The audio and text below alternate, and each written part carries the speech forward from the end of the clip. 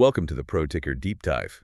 Today we are jumping headfirst into a sector that's being completely reshaped. We're talking about the defense industry. Yeah, you've got these massive budget shifts, global conflicts. It's a perfect storm. Exactly. Yeah. And the big question on everyone's mind really is this. Is the spending surge we're seeing a genuine long-term opportunity? Or have the stocks just, gotten ahead of themselves? Are they priced to perfection? It's the huge question, and the data suggests we're in a paradigm shift. I mean, a shift in military spending we haven't seen in generations. Generations. So how big are we talking? Well, to frame it, just look at the top line numbers. The U.S. defense budget is on a path to break the $1 trillion mark. $1 trillion. Wow. And that's a 13% increase from 2025 appropriations. It's significant. And that's just the U.S. I heard the commitments from allies are maybe even more striking. Well, oh, absolutely. The NATO allies committing to spend 5% of their GDP on defense by 2035. That is historic. That's not just talk. That's a real financial commitment. Exactly. It could potentially triple the alliance-wide spending over the next decade. That kind of cash flow it completely changes the game for these contractors. Okay, so there's this unprecedented flow of money coming in. But, and this is what's so fascinating, the money isn't lifting all boats equally, is it? Not at all. You look at RTX Corporation, for example, surging nearly 50% year to date. They're riding the wave perfectly. Mm-hmm. But then you have Lockheed Martin, the traditional heavyweight, and they're actually down 5%. And that divergence, that's the real mystery we need to unpack for you. It tells you the market is getting very, very specific about what it rewards. It's not just about stable revenue anymore. No, it's about delivery, it's about expanding capacity, and it's about flawless execution. Okay, let's get into that. But first, we need to lay the groundwork. Why is the world rearming so dramatically? Yeah. What are the immediate drivers here? We're looking at three major, very active drivers. These aren't just future what-ifs. They're happening right now. First up, you've got Europe and Russia. The conflict in Ukraine just completely shattered the post-Cold War sense of security. It was a huge wake-up call. A massive one. Russia's defense spending is now estimated at, 7% of its GDP. It's skyrocketed 69% between 2021 and 2024. And for NATO, it wasn't just the conflict itself. It was realizing how fast their own stockpiles were burning down trying to help Ukraine. Precisely. Suddenly, it's this desperate scramble to both replenish and expand production at the same time. So that's driver number one. What's next? The Indo-Pacific. The tensions there are escalating. China's military budget is around $314 billion now, a relentless buildup. And you hear U.S. officials talking openly about 2027 as a potential flashpoint over Taiwan. Exactly. That creates urgency. And you see the reaction. Taiwan extended its compulsory military service. Japan got a blunt warning from Beijing. Right, that they'd face a crushing defeat. That raises the stakes for everyone. It makes it all very real. And then the third piece of this puzzle is the Middle East. Military spending there hit $243 billion this year. That's a 15% jump year over year. You have ongoing conflicts driving demand for things like missile defense, fighter jet upgrades, the high-tech stuff. And to make this spending concrete, look at Germany. They leaped to an $88.5 billion defense budget. That's a 28% increase. This is a structural pivot for them. Oh, yeah. And then you have a country like Poland right on the front line allocating 4.2% of its GDP. That's the highest in all of NATO. That's commitment driven by a very real direct threat. Mm-hmm. And it's not just the big players. Even historically neutral nations are making moves. Sweden, Lithuania, they're ordering KC-390 military transports. These are big, long-term strategic decisions. They lock in spending for years to come. Which brings us right back to that market puzzle. If all this money is flowing, why the huge performance gap between the big U.S. contractors? Yeah, let's dive into that because this is where it gets really interesting. Let's start with the champion, RTX, up nearly 50%. What's their secret sauce compared to, say, Lockheed? It really boils down to two things. Being in the right place at the right time and executing perfectly. They have a record backlog of over $251 billion. Wow.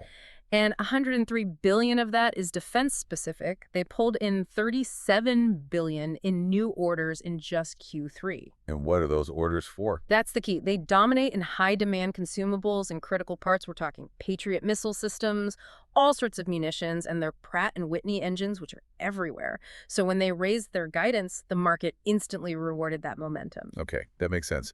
What about Northrop Grumman? They're up a very solid 19%. They seem to be playing a different game. They are. They're playing the long game. Northrop is all about those next-generation programs. Think the B-21 Raider stealth bomber, which is a huge deal. The future of the Air Force, basically. Exactly. And their Q3 earnings absolutely crushed expectations. Yeah. They're benefiting from the shift toward future systems, strategic deterrence, things like the Next Generation Interceptor program. Right now for the head scratcher. Lockheed Martin, the F-35 powerhouse, down 5%. I mean, they got a $12.5 billion F-35 contract. Sales are up in their missile division. What gives? It's the momentum test. The market is just unforgiving right now. The F-35 contracts, they're huge, they're stable, but they're legacy production. Still old news in a way. In this market, yes, the market is demanding explosive, almost unprecedented growth, especially in things like munitions. So when Lockheed's new earnings outlook fell even a little short of analyst forecasts for that extreme acceleration, It got punished, even with strong numbers. severely, it shows you the market is not just pricing in spending, it's pricing in the speed at which that spending turns into exponential profit. And the big money agrees. You just have to look at the sector ETFs, like ITA. Yeah, that's the proof. ITA is up 45% year to date. It's absolutely crushing the S&P 500's 10.3% gain. And you've seen $3 billion in new fund flows recently. Institutional money is chasing this. So if we zoom out from the U.S., the international scene is where you see the really explosive stories.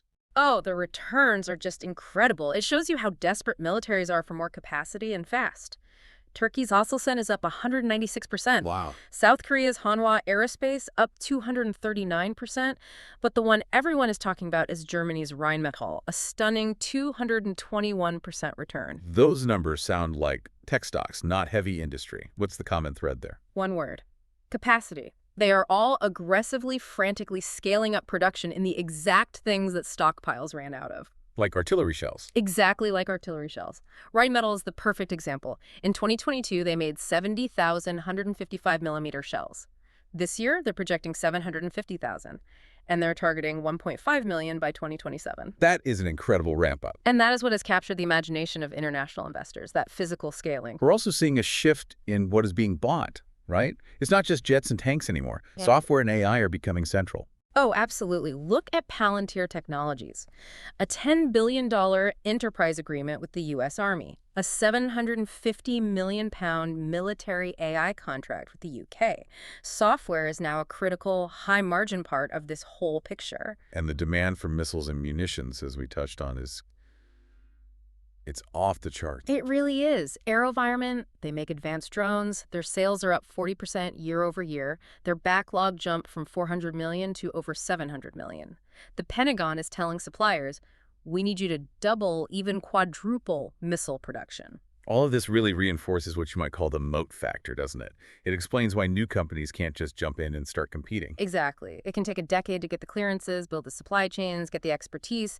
The incumbents, like RTX with its $250 billion backlog, have guaranteed revenue for years. And that creates a virtuous cycle. It does. Stable revenue funds the R&D for the next contract, and it keeps them dominant. Okay, that is an incredibly powerful bull case. But we have to look at the other side. Let's talk about the uncomfortable bear case, the risk that these stocks are, in fact, priced to perfection. And the number one risk right now is valuation stretch. I mean, European defense stocks are trading at 22 times forward earnings. Their historical average is 13. That's a big premium. It is. But in the U.S., it's even more acute. We're talking 38 to 41 times forward PE on average. 41 times earnings. That is, like you said before, tech company territory. It is. It means investors are willing to pay $41 for every $1 of projected earnings. That valuation implies you expect massive, massive growth with zero margin for error. Rheinmetall trading at 73 times 2025 earnings is just, it's stunning. So if the valuation is that high, the second big risk isn't about demand at all. It's about being able to deliver. This is the critical bottleneck. The backlogs are great, but they're just a number on a page if you can't build the product. And that comes down to people. It comes down to people and parts. The labor shortage is severe.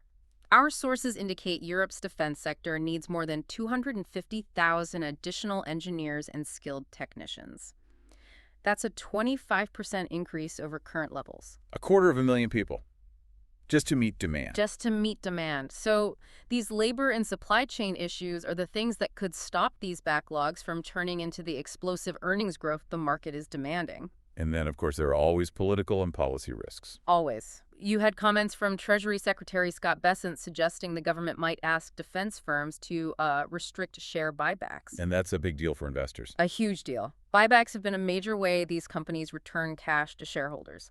Any hint of intervention spooks the market. And, you can't forget the risk of government shutdowns, budget fights that can paralyze everything. And the final, maybe long-shot risk for the bears. The peace scenario, a genuine lasting peace in Ukraine, or a real détente in the Indo-Pacific, which would be great for the world, but it would unwind the urgency driving these budgets very, very quickly. So let's bring it all together. What's the final synthesis here? I think we're clearly in a very mature phase of this investment cycle. The easy money, it's been made, the long-term story, the structural security needs, the deep backlogs, that's all still intact and very powerful. What? But future success is going to depend on operational consistency, that RTX-style execution, and having direct exposure to the key growth spots, missiles, AI, munitions.